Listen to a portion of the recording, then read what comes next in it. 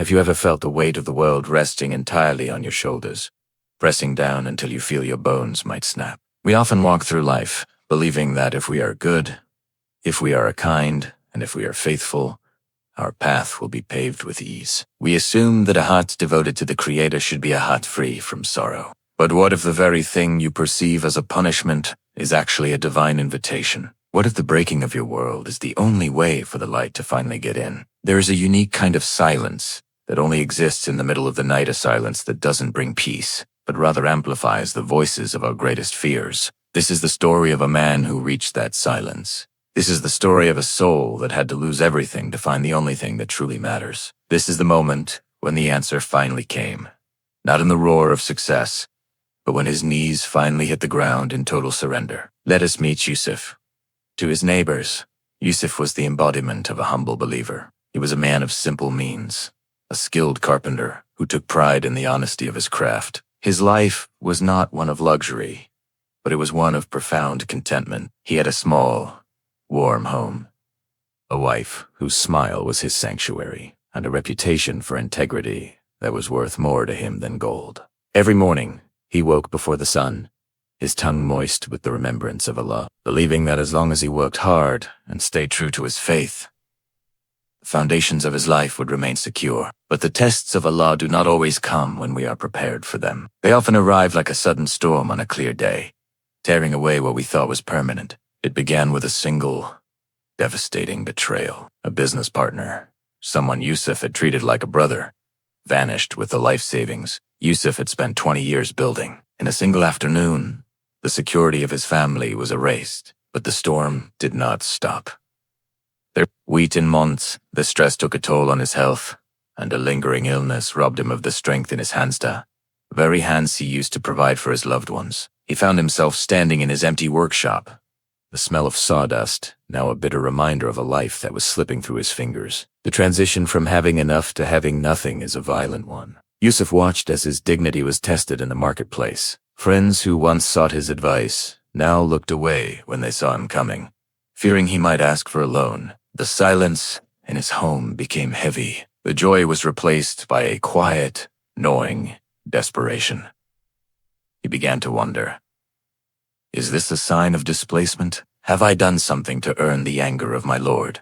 He experienced his first true emotional collapse on a rainy Tuesday. He had returned home after a failed attempt to find labor, his pockets empty and his heart heavier than ever. He sat in the corner of his room, the darkness closing in, and for the first time, the words of prayer felt distant. He felt a hollow ache in his chest, a feeling of being completely and utterly alone. He turned toward the Qibla, not with words of praise this time, but with a silent, shaking breath of pure exhaustion. We must understand a profound truth about the nature of our journey.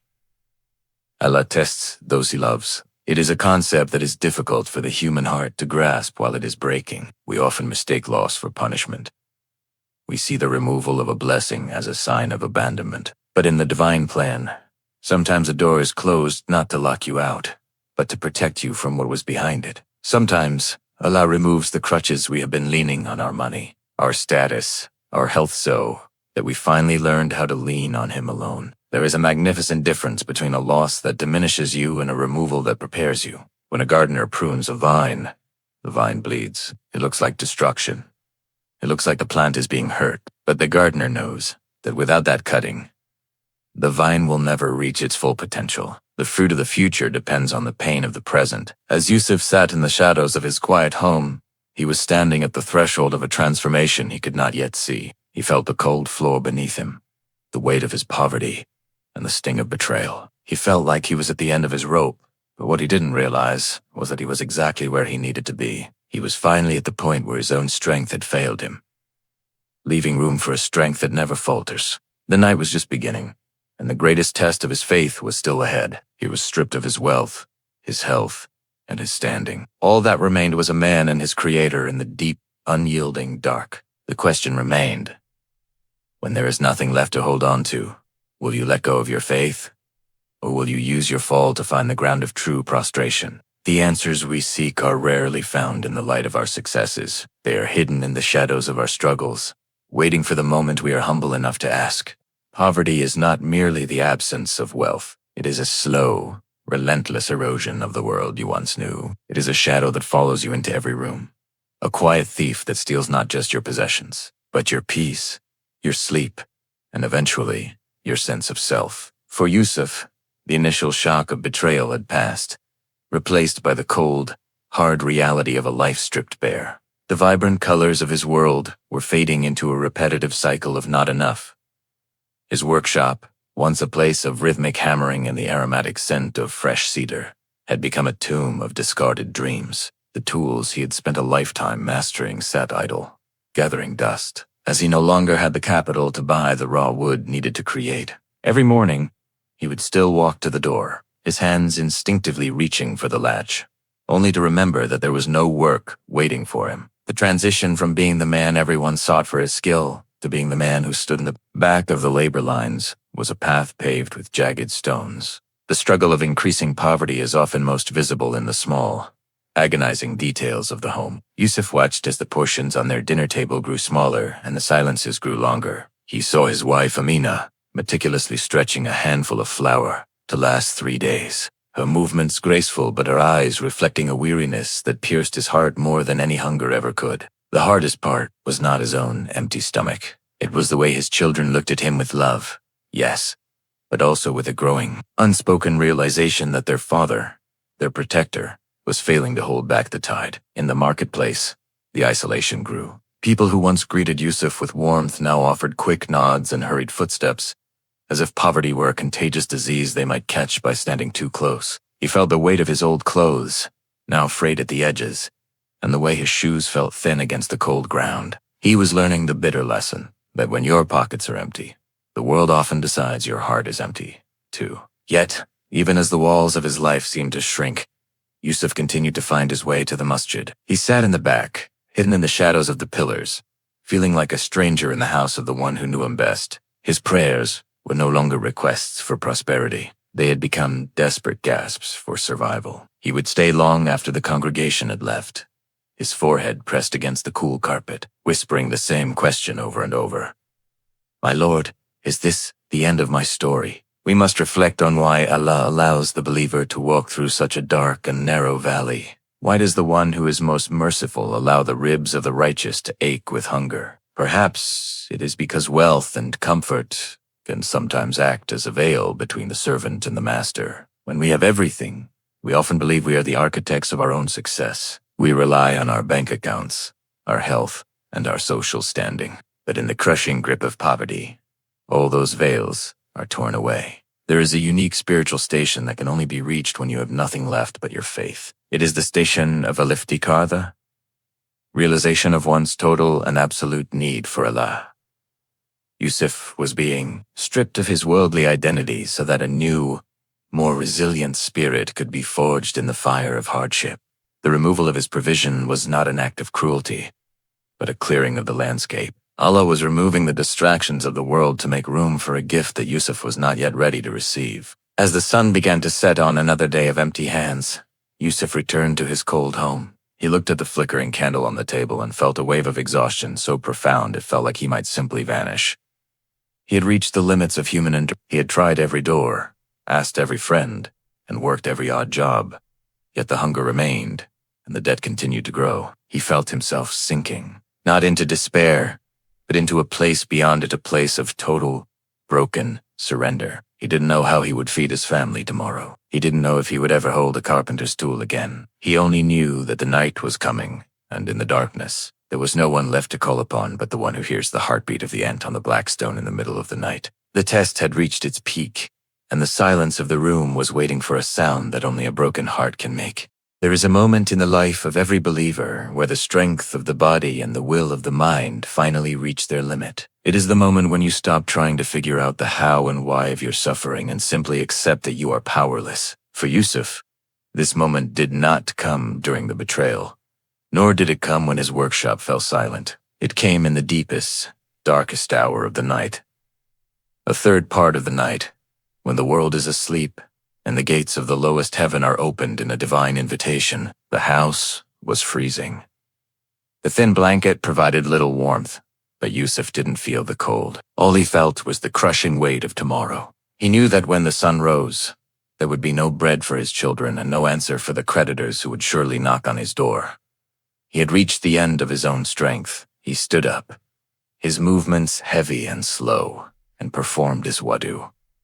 Each drop of water felt like a reminder of his own fragility. He unrolled his prayer mat in the corner of the small room. This piece of cloth was now his only kingdom, the only place where he still felt he belonged. He stood for prayer, but his tongue felt heavy. For weeks, he had been asking for relief, for wealth, and for his health to return. But tonight, his heart was too tired for lists. He began his prayer, and for the first time, he didn't try to be strong. He didn't try to recite with perfection. He simply stood before his Creator as a broken servant. As he moved into the prostration, the physical act of sujud, something within him finally snapped. This was the turning point of his entire life.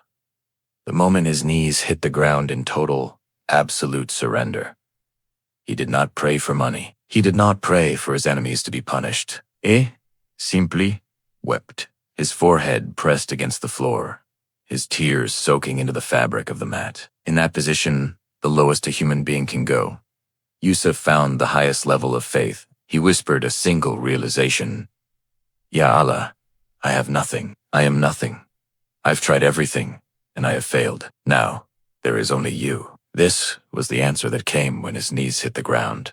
The answer wasn't a bag of gold or a sudden cure. It was the sudden, overwhelming peace that comes when you finally stop fighting the will of Allah and start leaning on it. He stayed in that prostration for what felt like hours. He was no longer a carpenter who had lost his business. He was no longer a father who couldn't provide. He was simply a soul in the presence of its maker. We must reflect on this profound spiritual reality. Why does Allah sometimes wait until we are at our absolute breaking point before the relief arrives? It is because as long as we believe we have a plan B, as long as we think our own intelligence or our own hard work can save us, we are not truly relying on Him. Allah allows the world to break us so that the only thing left holding us together is Him.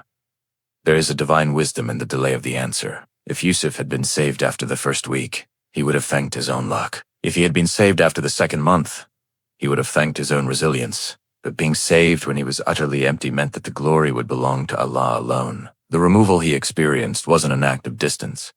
It was an act of intimacy. Allah was clearing the room of Yusuf's life so that Yusuf could finally see the guest who had been there all along. In that silent room, the air seemed to change. The fear that had been a constant companion for months began to dissipate, replaced by a certainty that defied logic. Yusuf did not know how his problems would be solved, but for the first time, he was okay with not knowing. He had handed the keys of his life back to the one who created the locks. As he finally sat up from his prostration, his face was wet with tears, but his heart was light. The room was still dark, and the pantry was still empty. But something fundamental had shifted in the heavens. A desperate dua, born of true brokenness, is a force that can move mountains. Yusuf had finally let go of the rope of this world, and in doing so, he had finally caught hold of the rope of Allah. But the test was not yet over. The sun was beginning to rise, casting a faint gray light through the window. Yusuf stood up, not knowing that while he was on his knees, the wheels of a divine decree had already been set in motion. The morning would bring something he could never have planned for, a resolution that began the very second his heart truly surrendered. What happens to a man when he stops asking why me and starts asking what now, my Lord? We are left to reflect. Are we waiting for our problems to disappear before we turn to Allah? Or are we brave enough to hit the ground first and watch the problems vanish in the light of His mercy? The morning that followed Yusuf's night of surrender did not begin with a miracle of gold falling from the sky. The sun rose with its usual indifference, casting long, pale shadows across the empty workshop and the cold hearth of his kitchen. Yet, as Yusuf woke from a sleep that was for the first time in months not haunted by anxiety, something within the very air of his home felt different. The crushing weight that had sat upon his chest for so long had been replaced by a quiet, steady stillness. He had handed his affairs to the disposer of all affairs, and in that handoff, he had found a peace that the world could neither give nor take away. As he finished his morning prayers, a sound echoed through the quiet house of firm, rhythmic knocking at the front door. For a moment, the old fear flickered in his heart. He expected a creditor, or perhaps another neighbor coming to remind him of what he owed. But as he opened the door, he found a man he did not recognize. The stranger was dressed in the traveling clothes of a distant merchant, his face weathered by the sun, but his eyes bright with a specific purpose. The man asked, "Are you Yusuf, the carpenter known for the gates of the old library?" Yusuf nodded slowly, his mind racing. He hadn't touched a tool in months, and his hands, though feeling strangely rested, were still stiff from the illness that had plagued him.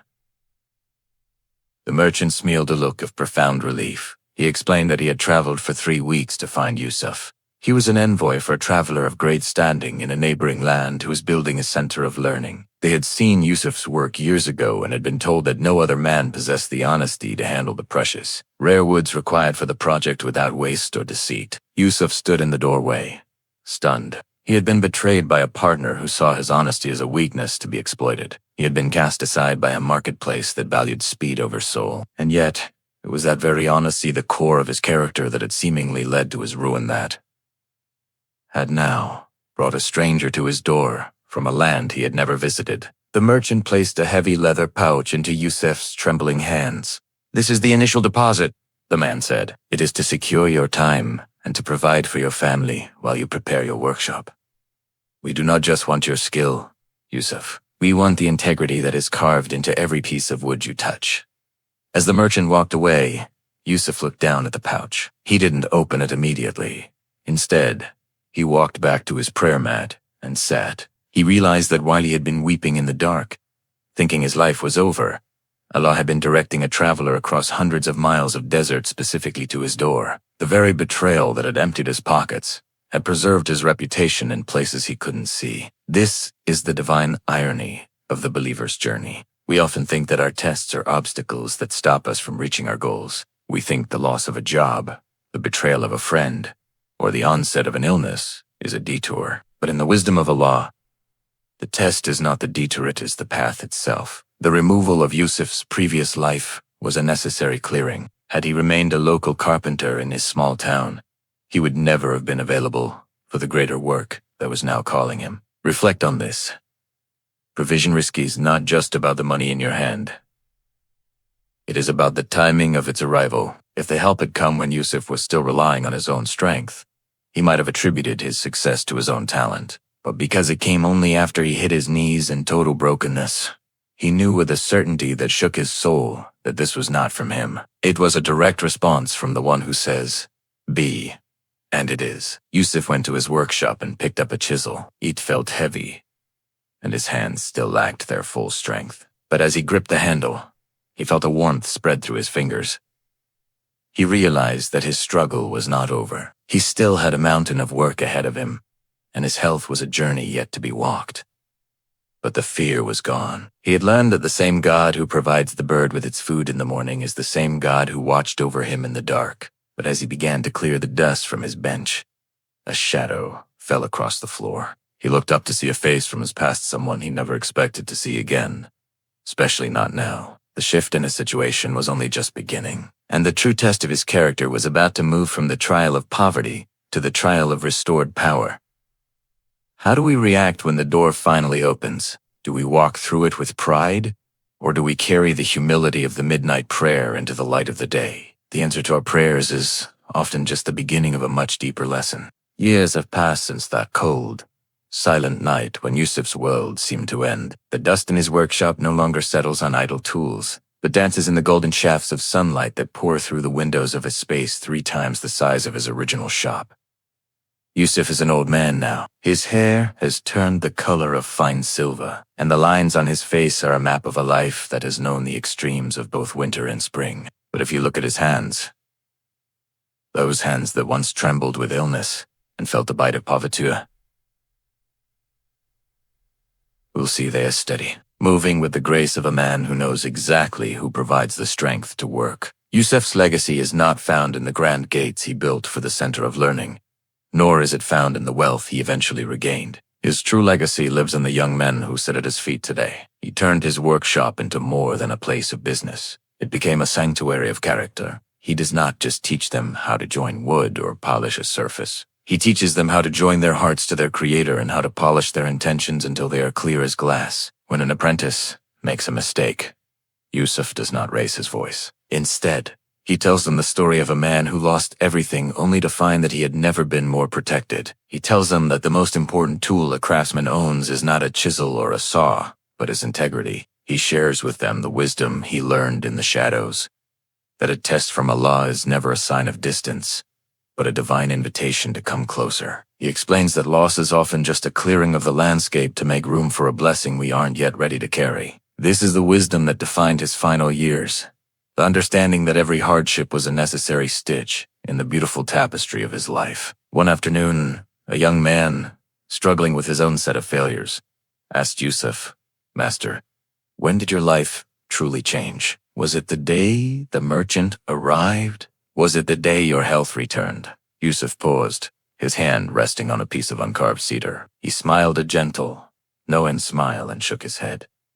"No," he whispered. "My life didn't change when the money arrived. My life changed the moment I stopped looking for a way out and started looking for the one who put me there. The turning point of my entire life was the answer that came when my knees hit the ground in total surrender." This is the core theme of Yusuf's journey, a theme that resonates for every believer facing their own midnight. We often spend our lives running away from our struggles, begging for the pain to stop, and wondering why our prayers aren't being answered in the way we want. But Yusuf's legacy teaches us that the greatest answer Allah can give is not a change in our circumstances, but a change in our hearts. The midnight prostration was not about asking for wealth. It was about acknowledging that Allah is enough, even when everything else is gone. As the sun begins to set, casting long, peaceful shadows over the town, Yusuf walks toward the mosque. He walks with a slight limp, a reminder of the years of toil, but his heart is lighter than it was in his youth. He passes the marketplace where men once looked away from him in his poverty. Today, they greet him with deep respect,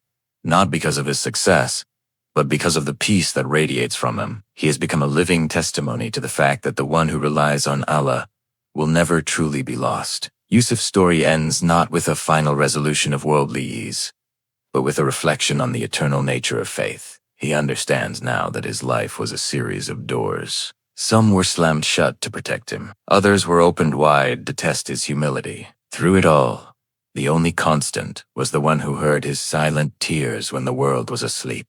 As we leave Yusuf in the quiet peace of his twilight years, we are left to ask ourselves, what are we holding on to so tightly that it prevents us from truly surrendering? Are we waiting for the storm to pass, or are we willing to find the Creator in the middle of the rain? The lesson of Yusuf is a simple one, yet it takes a lifetime to master. True power is found in prostration, and the greatest provision is the peace of a heart that has finally come home to its Lord.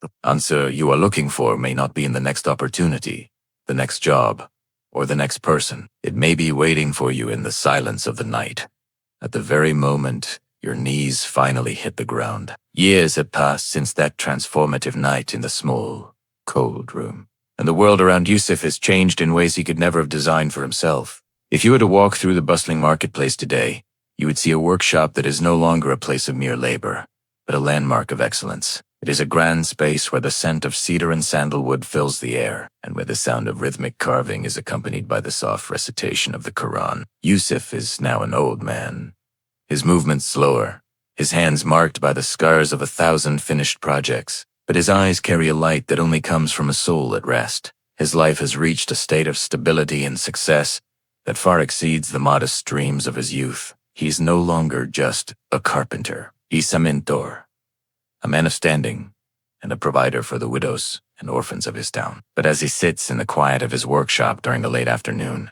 Yusuf does not look at his full ledgers or his sturdy buildings with pride. Instead, he often finds himself looking back at the darkest year of his life, the year of the betrayal, the hunger, and the crushing silence. With the clarity that only time and faith can provide, Yusuf now realizes a profound truth. What was once withheld from him was actually a form of divine protection. He looks back at the business partner who stole his savings and realizes that if that betrayal had not happened, he would have remained a comfortable, perhaps even complacent, man in a small village. He would have leaned on his own small wealth rather than leaning on the Creator. The loss was not a punishment. It was a redirection. Allah broke his world to save his soul, and in removing a small provision, he prepared him for a much larger destiny. He understands now that the illness which stole the strength from his hands was actually the very thing that forced him to his knees. Had he been strong enough to keep working, he would have kept trying to solve his problems with his own hands. But by making him weak, Allah made him turn to the only strength that never fails. The answer that came when his knees hit the ground was not just the arrival of the merchant. It was the realization that as long as he had Allah, he truly lacked nothing. This is the ultimate wisdom Yusuf shares with the young men who now seek his counsel. Allah never delays a response without a hidden wisdom, and He never removes something from your hand without intending to replace it with something better, even if the replacement is a closer relationship with Him. We often view our lives through a narrow window, seeing only the immediate loss or the current pain, but Allah is the architect of the entire narrative. Patience, as Yusuf learned, always pays, but it pays on a divine timeline, not a human one. Yusuf's life is better than he ever imagined, not because of the wealth he regained, but because of the humility he found. He discovered that the greatest blessing was not the gold in the leather pouch, but the tears he shed on his prayer mat. He learned to trust the giver more than the gift. His legacy is not the gates he built for the city, but the message he leaves behind, that no matter how deep the darkness, the sunrise of Allah's mercy is always guaranteed for the one who persists in hope. As the sun begins to dip below the horizon, casting a warm, golden glow over his tools, Yusuf stands and prepares for the evening prayer. He stands with a heart overflowing with gratitude, a man who has seen the full circle of a divine test. He knows that his story is just one of many, a reminder to every struggling believer that your current trial is not the end of your book. It is merely a chapter being written by the best of creators. He raises his hands in a final, soft, and emotional dua. O Allah, the turner of hearts, we thank you for the blessings you gave and for the blessings you withheld. We thank you for the doors you opened and for the doors you slammed shut in your mercy. Ya Allah, when our knees hit the ground in our darkest moments, do not let us rise without the peace of your presence. Replace our fear with certainty, our poverty with the wealth of the soul, and our confusion with the light of your guidance. Grant us a patience that is beautiful and an end that is pleasing to you. Amen. Yusuf lowers his hands, a smile of pure contentment on his face. Tonight.